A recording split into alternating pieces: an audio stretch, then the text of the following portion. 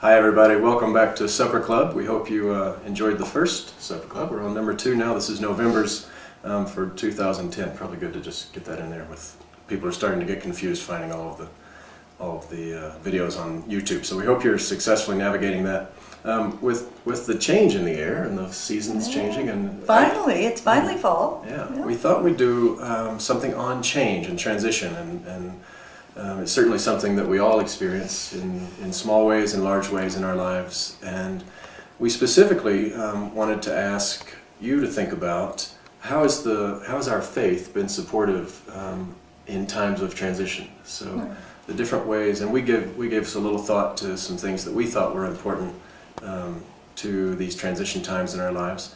And that could be anything from, you could move, you could lose your job, you could get a new job. Right, a child going to school for a full day for the first time. Right. Many of you are experiencing that for the first time. Right. Or kids go off to college, or graduation. At the end, They don't need to be, sometimes they're tougher than others, but sometimes they're very positive things, but there's still a loss sometimes in letting go of things and transitions. And oftentimes health changes for an individual or for someone that you love. For sure. Those are things that really hugely impact us. And so the question is, how does our faith help us through times like that? And so one that I think of is the sense of community that a faith community brings, the chance to know that you're not alone when you're going through a tough time, both in seeing your story in other people, so that whatever transition you're going through, in the community of faith, you're going to hear that story somewhere else, somewhere outside of you,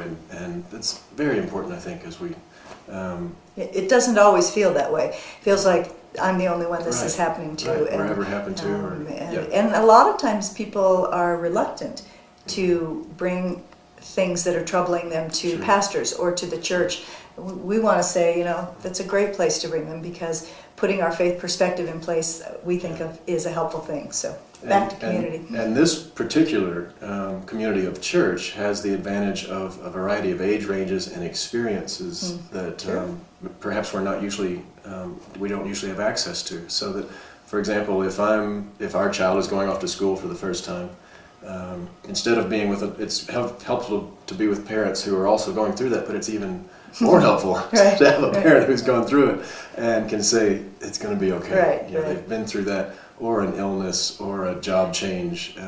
That sense of longevity that you find in a faith community specifically, the experience is just invaluable, I think. It really is. The thinking about the longer term, or someone who's been there before, that would be something I'd talk about in terms of what faith can do for us in the midst of change. And of course, that's what human life and journey is all about. It's change all the time, whether they're small changes or large changes. It's something with us all the time, as is our faith. One of the things that our faith does, I believe, is to help us gain some larger perspective. From a psychological standpoint, sometimes therapists will work with people who are in tough times or dealing with change and say, is this going to matter to you in 5 years? Let's ask that question. Right. Is this going to be something that you care about in 20 years? If you could look back, how will it have impacted your life? Sometimes the answer is yes, and sometimes no. But it is it's a good practice to be able to put that larger picture in and say, not only have others gone through this, but I myself maybe have gone through this before. And think back to your childhood, or think back to the last tough thing. When we get to the questions, we may point you in that direction. The perspective isn't just playing it out ahead. It sometimes is playing it backward and finding that confidence again in yourself to say, I have that. It happened for the church when people like Copernicus and Galileo said, maybe the Earth's not the center of everything. And it's that kind of moment for the individual, for me to think about all that I'm going through right now, even though it really impacts me. I'm not the only person who's ever been through this, who can see their way out of it, and even the different person that I was 10 years ago has already been through this. So, right. Yeah. Which really gets us to this deep trusting and abiding in God's Spirit, that I think is maybe at the core of what our faith tradition is about, so that as we go through these kinds of things, you had mentioned the story about your dad when we were talking of a time where he was about to go through the transition. Right. When my dad was dying, he had called all 3 kids into his hospital room and wanted to talk with each of us alone.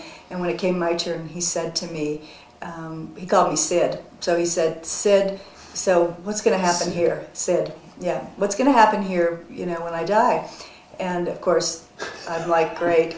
So I looked at him with tears in my eyes, of course, and said, so I know you paid a lot of money so I could answer that question to get me educated. But I said, I don't know that I know any more than anybody does specifically what's going to happen. And I think obviously he knew that. But I said, I really believe it's okay. Whatever it is, it's okay.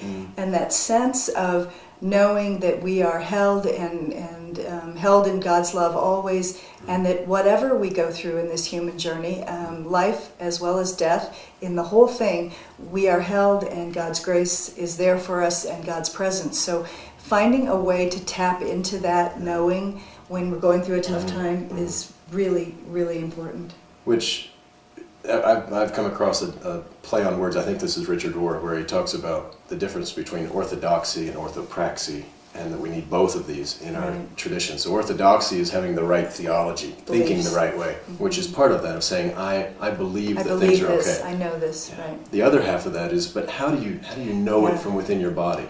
Right. And I think we would agree that that's really gotten to by orthopraxy, is that there's certain practices that can keep you connected to that Spirit of God in a day-to-day kind of thing. So prayer, another life of prayer, that beautiful labyrinth that we have out there. Right. So that if anxiety is what's immediately happening to you because of a change that's going on, one way to set that anxiety aside for a while is to do something intentional so that you can be in prayer. To get grounded again. Go walk the labyrinth. In that larger spirit. Regular walks, journaling. Right. There's some old traditions. Come into the sanctuary and sit in the beauty of that and think of the number of people who've been nurtured in their faith and who've been supported through tough times in that place. And come to the sanctuary because it's also the place where the community gathers, and it will remind you of the community and your faith. So. Which you remind me, that really brings it back to community. You're only accessing now those invisible forces that are around us, not just the living community that we might access when we need something to lean on, but to just sit there alone even is to tap into the love and the prayers that have gone on there in our sanctuary for more than 100 years, and a tradition that's much older than that. So there's lots of resources available during transition times. I think that's what the church would say. So questions for you. Okay, so 2 questions would be to talk among yourselves, or maybe each of you say, share a time of change or transition that you've gone through, what was helpful in that, and perhaps even what was not helpful. What were the things that were not helpful as you tried to go through that change, and what were things that actually were helpful, faith and other things? And then the other half of that is, then looking back at that experience, were there ways in which God was at work in that time in your life that maybe you couldn't see then, but that now with some perspective you can, because that's often very helpful as we go forward as well. So have a great time, enjoy one another's company, and we'll see you in December.